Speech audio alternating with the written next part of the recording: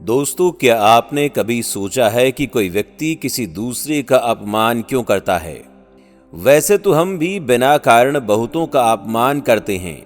हमारा अपना अपमान भी बहुत बार होता है।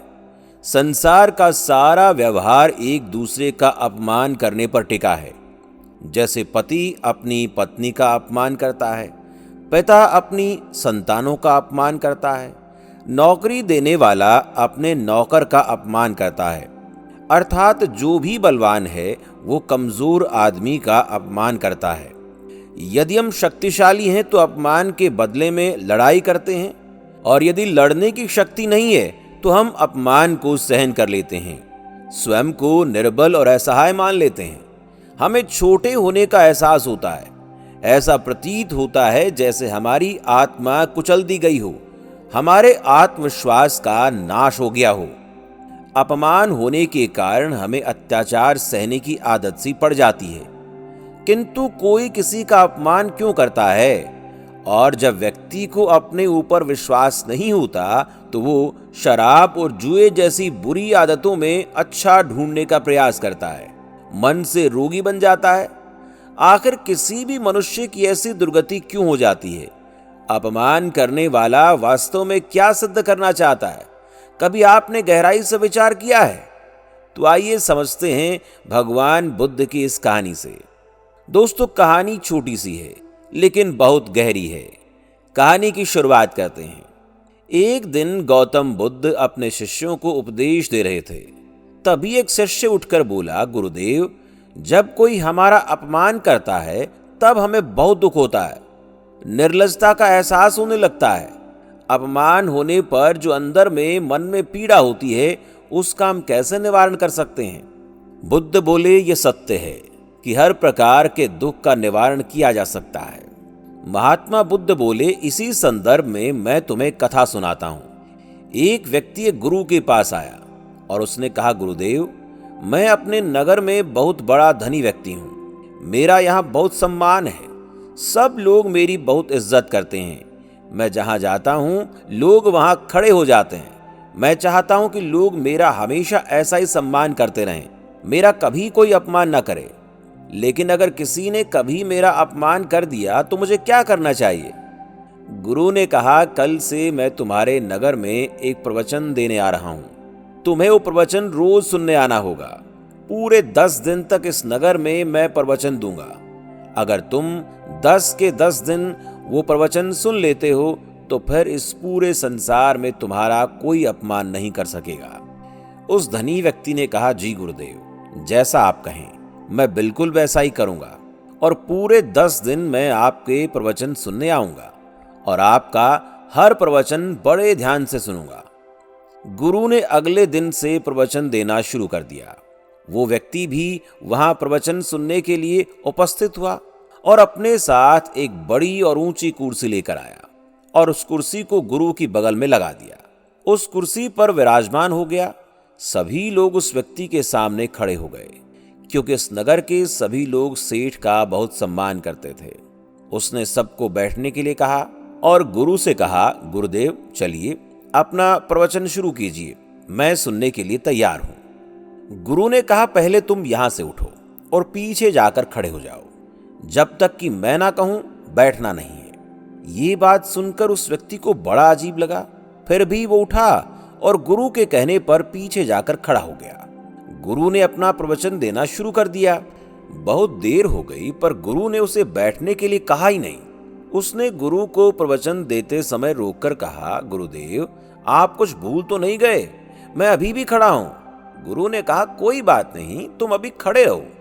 पूरा प्रवचन समाप्त हो गया पर गुरु ने उस व्यक्ति को बैठने के लिए कहा ही नहीं। सभी लोग गुरु को प्रणाम करके वहां से अपने घर चले गए।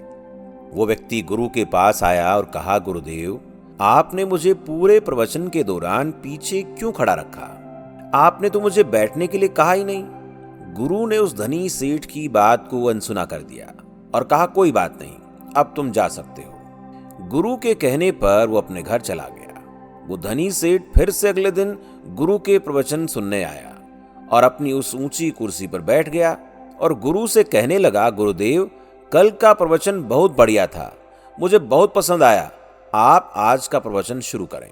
गुरु ने कहा, बिल्कुल, आज का प्रवचन मैं शुरू करूंगा, पर इससे पहले तुम वहां पीछे जाकर खड़े हो जाओ और जब तक मैं ना कहूं तब तक मत बैठना।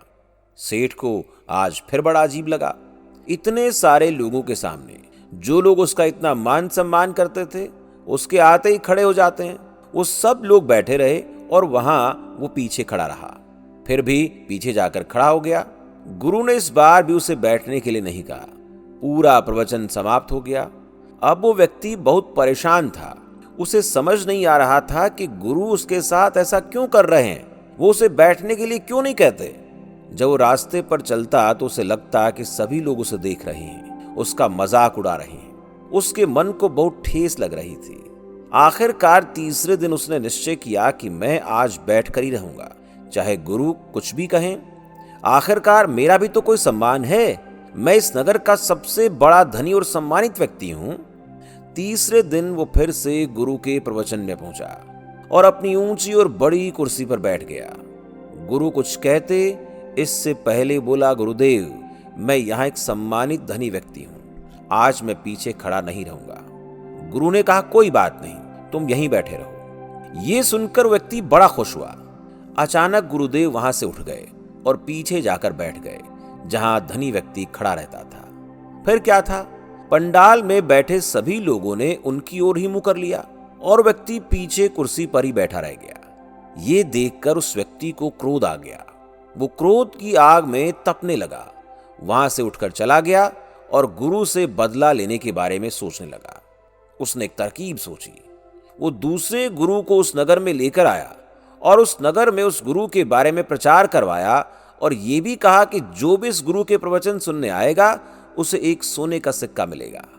उस दूसरे गुरु के प्रवचन शुरू हो गए। वो धनी व्यक्ति वहां भी गुरु की बगल में एक ऊंची और बड़ी कुर्सी पर बैठ गया। जब लोगों को पता चला कि उस दूसरे गुरु के प्रवचन सुनने से एक सोने का सिक्का मिलता है, तो सारे के सारे लोग सोने के सिक्के के लालच में उस दूसरे गुरु के प्रवचन में कूद पड़े। वहां बहुत भीड़ इकट्ठा हो गई। आसपास के गांव के लोग भी आने लगे। वो धनी व्यक्ति भी सीना चौड़ा करके हर एक व्यक्ति को एक एक सोने का सिक्का बांटता रहा। प्रवचन में आए हुए सभी लोग उस व्यक्ति के जय जयकार करने लगे। वो दूसरा गुरु भी उस धनी व्यक्ति की प्रशंसा करता। सब कुछ बहुत अच्छा हो रहा था। 9 दिन गुजर चुके थे। उस धनी व्यक्ति ने सोचा, उस गुरु के भी हालचाल देख लेता हूं जिसने मेरा अपमान किया था। वो उस गुरु के पास पहुंचा तो देखा गुरु आज भी प्रवचन दे रहे थे। उसके सामने दूर पीछे एक व्यक्ति खड़ा था और वो केवल उस एक व्यक्ति को ही प्रवचन दे रहे थे। गुरु और उस प्रवचन सुनने वाले व्यक्ति के अलावा दूसरा कोई और उस पंडाल में मौजूद नहीं था और व्यक्ति अकेले ही बहुत शांति से गुरु का प्रवचन सुन रहा था। वो धनी व्यक्ति गुरु के पास पहुंचा और कहा, क्यों गुरुदेव, मुझे अपने पास कुर्सी पर नहीं बैठने दिया ना। अब मैं आपसे भी बड़े गुरु के पास बैठा हूं। सभी लोग उनके प्रवचन सुनने आ रहे हैं। सब लोग मेरी जय जयकार कर रहे हैं। गुरु मुस्कुराए और बोले, अपनी जय जयकार कराओ, मुझे अपना प्रवचन पूरा करने दो। धनी व्यक्ति ने कहा, आप किसे प्रवचन दे रहे हैं? उस एक व्यक्ति को, और उसे भी वहां दूर खड़ा करके रखा है। मैं उसे भी अपने साथ ले जाऊंगा उस दूसरे गुरु के प्रवचन सुनने के लिए। गुरु हंसे और गुरु ने कहा, ले जाओ। उस धनी व्यक्ति ने उस पीछे खड़े व्यक्ति से कहा, चलो मेरे साथ, इनसे भी अच्छा प्रवचन मैं उन दूसरे गुरु से दिलवा रहा हूं, और अगर तुम मेरे साथ चलोगे तो मैं तुम्हें एक नहीं 2 सोने के सिक्के दूंगा। उस दूर खड़े व्यक्ति ने मना कर दिया। उस धनी व्यक्ति ने फिर से कहा, चलो मैं तुम्हें 4 सिक्के देता हूं। उस व्यक्ति ने फिर से मना कर दिया। धनी व्यक्ति ने कहा, चलो यहां से, सब छोड़ो, मैं 100 सिक्के देता हूं। उस व्यक्ति ने फिर से मना कर दिया। धनी व्यक्ति के अहंकार को ठेस पहुंच रही थी। उसने कहा कि मैं इतना दूंगा कि तुम्हारी 7 पुश्तें बैठकर खाएंगी। जमीन दूंगा, 1000 सोने के सिक्के दूंगा। दूर खड़े व्यक्ति ने फिर मना कर दिया और कहा, अगर तुम यहां से चले जाओगे तो जितना चाहोगे उतना धन दूंगा, जितनी जमीन कहोगे उतनी दूंगा, राज्य मांगोगे तो राज दूंगा। ये बात सुनकर उस व्यक्ति की समझ में नहीं आया कि सामने खड़ा हुआ व्यक्ति कौन है। उसने गुरु से पूछा, गुरुदेव ये कौन है? गुरु ने कहा, ये इस देश के राजा हैं। उस धनी व्यक्ति ने पास जाकर ध्यान से देखा और राजा को पहचान लिया। वो सीधा राजा के चरणों में गिर गया और कहा, महाराज मुझे माफ करें, मैंने आपको पहचाना नहीं। तब गुरु ने कहा, क्या राजा के चरणों में गिरने से तुम्हारे अहंकार को ठेस नहीं पहुंचती? क्या तुम्हारा सम्मान नहीं घटता? उस धनी व्यक्ति ने कुछ नहीं कहा। तब गुरु ने कहा, सुनो, जब तुम आए थे उसी दिन ये राजा भी मेरे पास आए थे। इनके यहां आने का कारण भी वही था जो तुम्हारा था। जो मैंने तुमसे कहा था वही इनसे भी कहा था, पर ये अभी तक वहीं खड़े हैं जहां मैंने इन्हें खड़ा किया था, और तुम वहां खड़े हो जहां तुम खड़ा नहीं होना चाहते थे। तुम्हें तो अपने प्रश्न का उत्तर चाहिए था और तुम किस खेल में लग गए? धनी व्यक्ति हाथ जोड़े चुपचाप गुरु की बातें सुन रहा था। राजा ने धनी व्यक्ति से कहा, मित्र, मैंने इन 9 दिनों में यह सीखा कि हमारा अपमान नहीं होता, हमारे पद का, हमारी प्रतिष्ठा का अपमान होता है। जब हम अपने आप को किसी बाहरी वस्तु से जोड़ लेते हैं तब हमारा अपमान होता है। मैं राजा हूं तो तुम्हें मेरे चरणों में गिरने पर कोई आपत्ति नहीं।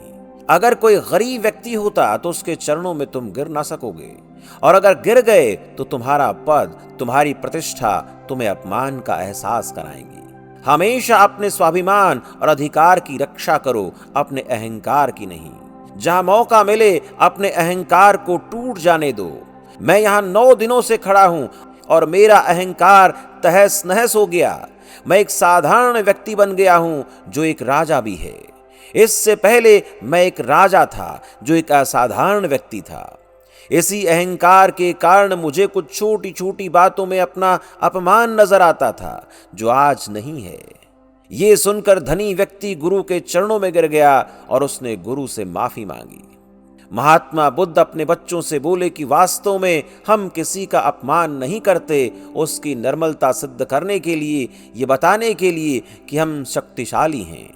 अपमान करने वाला हकीकत में अपनी शक्ति से संदेह करता है। उसे अपनी शक्ति पर भरोसा नहीं होता। दूसरों को चुनौती देकर वो अपनी शक्ति पर विश्वास प्राप्त करने की कोशिश करता है। क्या यह सच नहीं है? जब हम किसी का अपमान करते हैं तो वास्तव में इतना ही प्रकट करते हैं कि हमें अपने मन पर भरोसा नहीं। हमें यह सांसारिक अविरत संघर्ष प्रतीत होता है, कभी न रुकने वाली एक जंग से दिखाई देती है। हम अपने निकट आने वाले सभी को शत्रु मानते हैं, फिर वो पति या पत्नी ही क्यों न हो। हमें निरंतर लगता है कि हमें अपनी शक्ति सिद्ध करनी होगी, अन्यथा हमारा शोषण होगा, हम किसी के गुलाम बन जाएंगे। किंतु क्या हमने कभी विचार किया है कि दूसरों को अपना दुश्मन मानने के बदले उसे अपना मित्र मान लें, हमारी सहायता करने वाले सहयोगी मान लें, अर्थात दूसरे व्यक्ति को प्रेम करें, एक दूसरे को मित्रता के भाव से देखें तो उसका अपमान करना आवश्यक ही नहीं होगा। किंतु प्रेम करने के लिए व्यक्ति को खुद पर आत्मविश्वास होना बहुत जरूरी है। जिस व्यक्ति को अपनी शक्ति पर विश्वास नहीं होता वो प्रेम कर ही नहीं सकता, अर्थात जिसका हृदय आत्मविश्वास से भरा है, न वो किसी का अपमान करता है न अपमान को स्वीकार करता है। क्या ये सत्य नहीं है? इस कथन पर विचार अवश्य करना चाहिए। तो दोस्तों, कैसी लगी आपको हमारी कहानी? हमें कमेंट करके जरूर बताएं, और हाँ, वीडियो को लाइक करके अपने दोस्तों, सभी परिवारजनों के साथ शेयर जरूर करें। और ऐसी कहानियां रोजाना सुनने के लिए हमारे चैनल द बुद्धा शो को सब्सक्राइब करके बेल नोटिफिकेशन ऑन करके ऑल पर सेट कर लें, ताकि आप तक हमारी हर नई कहानी बिना किसी रुकावट के पहुंचती रहे। कहानी पूरी सुनने के लिए आप सभी का बहुत बहुत धन्यवाद, आभार, प्रणाम, नमस्कार।